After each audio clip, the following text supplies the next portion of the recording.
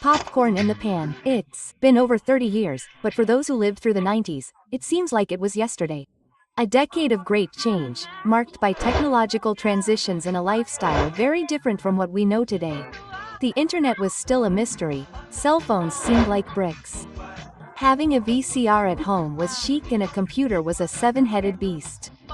If you didn't live through the 1990s, it's time to find out what the world was like before social media, Wi-Fi and smartphones. So stay with us until the end of this video, because there are lots of fun things to remember.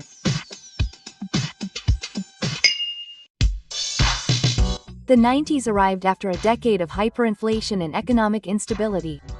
Brazil entered this decade with 149 million Brazilians, and television was the main source of information and entertainment for everyone. It was during this decade that the Plano Reel, launched in '94, changed the course of the Brazilian economy. In politics, the country saw the impeachment of Fernando Collor in 1992, followed by the government of Itamar Franco, and then the arrival of Fernando Henrique Cardoso as president. He was the one who helped implement the Real Plan when he took office in 1995. Money and purchasing power. Now let's talk about money. In the 1990s, Brazil went through a true economic revolution, and as we said, it was in this decade that the currency we use today was born, the real, which came into circulation in 1994. To understand the values, we need to know that at the end of the decade, in 1999, the minimum wage in Brazil was around $136. And if you think that's not much, just wait until you see the purchasing power at that time. In 1996, about 30 years ago, 1 kilogram of type 1 rice cost only 83 cents. A can of oil? Yes, the oil was sold in iron cans, not in plastic bottles like today. It cost just 89. And believe me, a 2L Coca-Cola cost only $1.18. The price of cars will also impress you. The Fiat Uno, an absolute icon of the decade, cost around $10,000. And get this, in 1995, 1L of gasoline cost around 55 cents in the city of Sao Paulo. The subject that everyone loves to know about, technology. In the 90s, technology was still taking its first steps towards the digital age.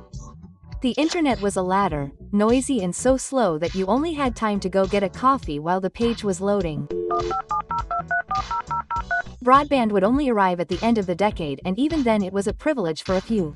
Even in the late 90s, having a computer at home was synonymous with status. The models were big, heavy, with monitors that took up half the table. One of the best-selling configurations in 1995 came with a 586 processor that cost around $800, more than 10 minimum wages at the time.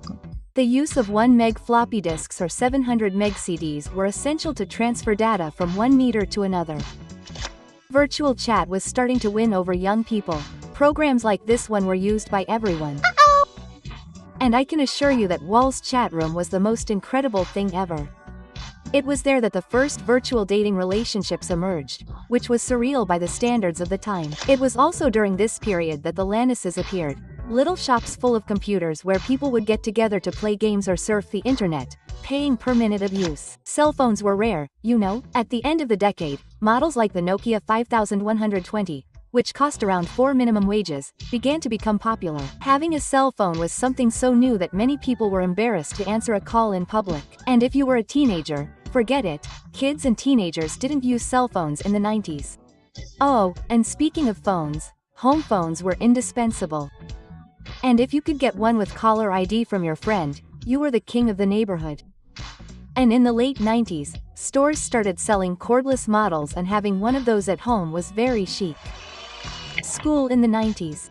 I bet you're excited to remember that. Well, but the big change in education happened in '96, with the new law of guidelines and bases of education, determining that the first grade would become elementary school and the second grade would become high school, and that's how it remains to this day. Chalkboards, mimeograph machines, wooden desks and classes with overhead projectors were the big reality of the time. But with the arrival of computers, the covers of projects could already be made using word art. And that was really student ostentation. In the 90s, professional courses were very sought after and treated as a great achievement for young people. Having a technical degree in electronics or nursing, for example, made a young person the great pride of their family. And let me tell you, that was enough to make you a successful professional. Going to college was already a reality and many people got there, but for most young people it was still something unattainable. The fashion in schools was to cover notebooks with contact paper and use notebooks with artist covers.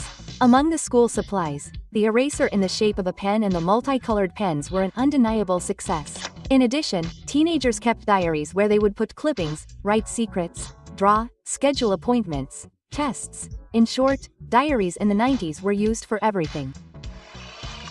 Cars and motorcycles. For those who like cars, it's time to know that in the 90s, the ease of financing meant that popular cars began to take over the streets of Brazil. The best-selling car of the decade was the Volkswagen Go, known as the Gol Bolina, which cost around $9,000, the equivalent of more than 70 minimum wages.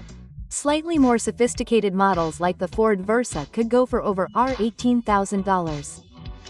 For the more affluent, there was the Ford Escort XR3 convertible, which cost $38,000 and was usually only affordable for upper-middle-class Brazilians.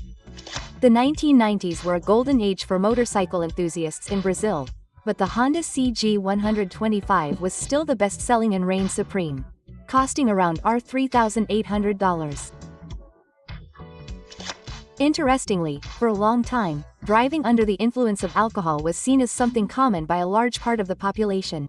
However, in 1997, the new Brazilian traffic code began to consider this practice a crime. As a result, breathalyzers began to be used, taking many people by surprise. Another important change occurred during the same period. The use of seat belts also became mandatory within cities. Before that, they were only worn by those who wanted to. There was no legal requirement to wear a seat belt. Fashion and style. After an extravagant decade, the 90s brought a more minimalist fashion. The big brands of the time were slip dresses, denim jumpsuits and miniskirts with leggings underneath.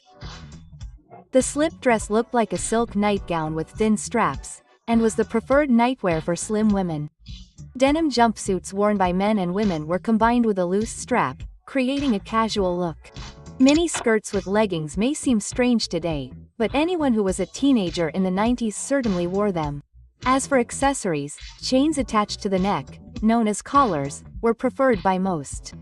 Shoulder bags, small shoulder bags, were popular, as were the company's backpacks, a favorite among students. For men, the favorite accessory was the fanny pack, but in that decade they were not worn around the waist, but rather across the body like a small purse. In men's fashion, in addition to denim overalls without a shirt underneath, boys wore baggy, ripped jeans, oversized shirts, and denim or leather jackets. But the big craze was plaid shirts worn open over a plain t-shirt, a trend that also won over many girls. This look is the trademark of the 90s. Sports and leisure. In the 90s, Brazil breathed soccer. In '94 came the glory of the fourth World Championship in the United States, with Romário and Bebeto shining on the field and doing the famous Bola Neném. The team was pure national pride and every kid wanted to be a player. In motorsports, the country mourned the loss of Ayrton Senna in '94. A pain that has not been overcome to this day by those who lived through the golden age of Formula One in Brazil. In the soap operas, Mulheres da Areia was a ratings phenomenon. Gloria Pires shone when she played the twins Ruth and Raquel. And Marcos Frota won over the public as the unforgettable Tunho da Lua.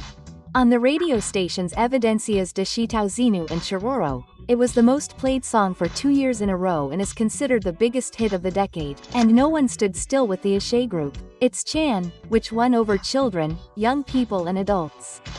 The 90s were the beginning of the end of the explosive success of the Xuxa show. So, for the little ones, the dinosaur family that premiered in '92 was a phenomenon and Ratimbum Castle became one of the most watched children's programs of the time. Health in Brazil. The premature death of singer Cusa at the beginning of the decade brought several changes to the protocols for care and treatment of AIDS in Brazil. It was a time when people were afraid to even touch others and many began to avoid casual sex and even kissing strangers. In the early 90s, the SUS, Unified Health System, was also created, replacing the National Institute of Medical Assistance and Social Security, known as INAMPS. So, are you missing that magical time? Well, you know what to do. Like it, subscribe to the channel and activate the bell. Share it with your friends who lived through that unforgettable decade. Here's the link to the video about what it was like to live in the 2000s, which is also really cool.